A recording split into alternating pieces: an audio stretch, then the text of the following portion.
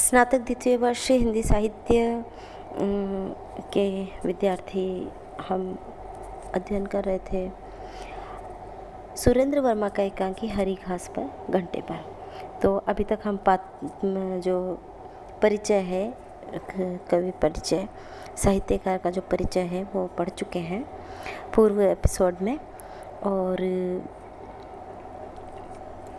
अब हम प्रारंभ कर रहे हैं एकांकी को हरी घास पर घंटे पर। इसका पात्र परिचय, इसमें एक वृद्ध है, एक वृद्धा है, एक अधेड़ पुरुष है, एक अधेड़ स्त्री है, युवक है, युवती है, फेरी वाला है। स्थान है पार्क का एक कोना और शाम का समय है, उभरता प्रकाश हल्का हल्का सा। तीनों दंपति अलग अलग हैं। जब एक युग्म संवादलीन होगा तब अन्य दोनों जोड़े बातचीत का मुकाभिनय करते होंगे। युवक बीच के व्यवधान की ओर संकेत से ही हल्की मुस्कान से, इतनी दूर मैं दिल्ली में बैठा हूँ और तुम तिरचनापल्ली में। युवती सलज्ज स्मित से, मतलब उसको लज्जा आ गई और स्मित से बहुत चिकनी सी होकर कुछ निकट खिसक आती है। विराम। युवक प्रेम विभोर दृष्टि से युवक को देख रहा है। युवती एक आध बार उसकी तरफ देखकर नीचे देखती रहती है। युवक कहता है युवती के कंधे पर हाथ रख के, अपनी माँ को चिट्ठी लिखती है। युवती मृदु स्वर में, हाँ। युवक, क्या लिखा? यही कि घर नया नया सजाना है, इसलिए समय नहीं मिल पाता है। तुम चिंता बिल्कुल मत करना, मैं यहाँ अच्छी तरह हूँ, बहुत बहुत बहुत खुश हूँ। युवक, झूठ।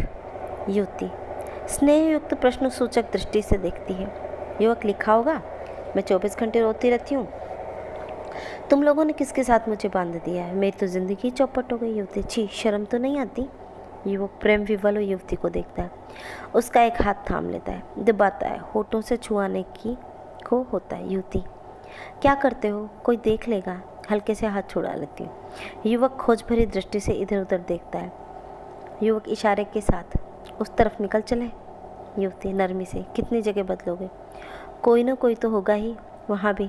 युवक दोनों जोड़ों को देखता है ठंडी सांस लेकर, बस यही तो मुसीबत है। जाओ जाओ वहाँ, जालिम जवाना। युवती हंसती है। युवक एक सिगरेट सुलगाता है, 2-3 छल्ले बनाता है। अगले संवाद के दौरान दोनों में भावभीनी चपलता है, मतलब बहुत चंचलता दोनों के भीतर चल रही है।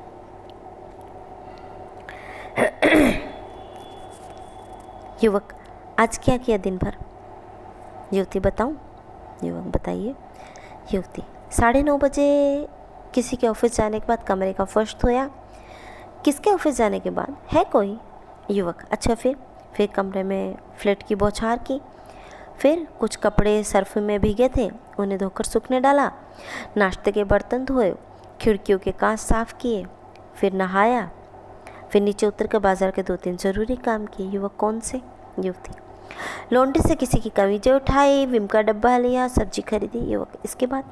युवती, वापस आए, फिर मशीन निकाली, कपड़ा काटा और 2 पर्दों की सिलाई की। तब तक 1:30 बज चुका था, इसलिए सोचा कि अब ऑफिस में लंच टाइम हो चुका, किसी ने खाना खा लिया होगा। युवक, किसने? युवती, कुछ प्रगल्भ हो, है कोई? आप किसी की प्राइवेट बातों में दखल क्यों देते हैं?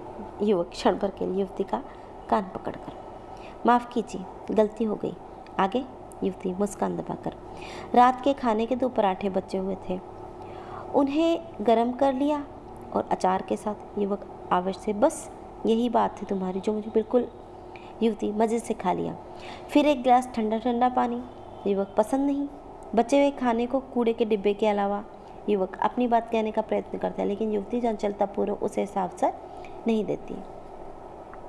युवती इत्मीनान से पी लिया, फिर भारती लगाकर फिल्म फेयर पन्ने पलटते हुए थोड़ी देर। युवक, और कोई जगह नहीं? बिस्तर पे आराम किया, फिर नीचे वाली मैसेज खन्ना आ गई कहने की, अगर कोई ज़रूरत है तो बतलाइएगा, बेकार तकल्लुफ़ मत कीजिए। हमने कहा, बेशक, आपसे नहीं कहेंगे तो किससे कहेंगे भला? यहाँ और कौन है ऐसा जिसके पास जाकर? अधेड़ स्त्री, लिस्ट में चाय का डब्बा भूल गई मैं, अधेड़ पुरुष, अभी जाएंगे तो ले लेंगे। स्त्री, पिछली बार आधा किलो अरहर की दाल खराब निकली थी, गलती ही नहीं थी, उसके पैसे कटवा लेना। पुरुष, कहूँगा, रखिए अभी।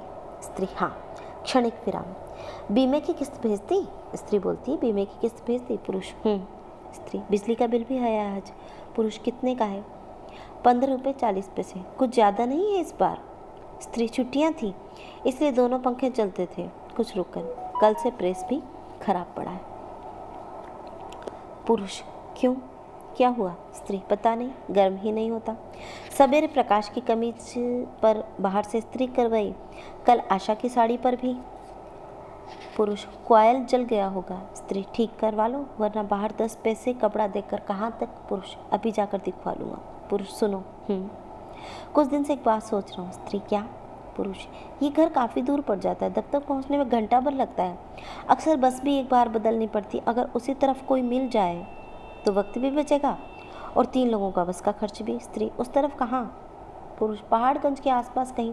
रज्जू तो अब हॉस्टल में रहेगा, इसलिए अगर 2 छोटे छोटे कमरे भी मिल जाएं तो काम चल जाएगा।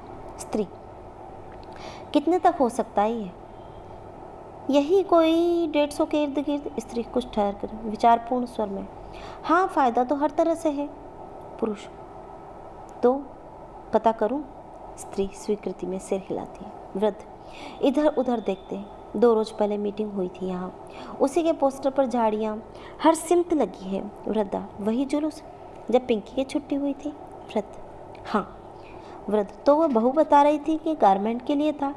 वृद्ध, हाँ, गवर्नमेंट की तरफ से, गवर्नमेंट के लिए। वृद्धा, हाँ, हुआ क्या था तब वहाँ? वृद्ध एक कान पर हाथ रखकर, क्या?